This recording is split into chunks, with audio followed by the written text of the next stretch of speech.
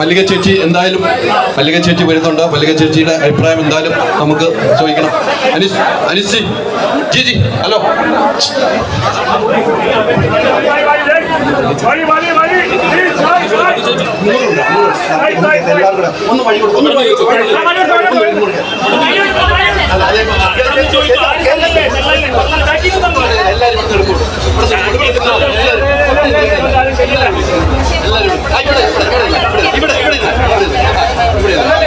മല്ലിക ചേച്ചി സിനിമ കണ്ടിറങ്ങിയിരിക്കുന്നു. ആദ്യ ഷോ കണ്ട് ഇറങ്ങിയിരിക്കുന്നു.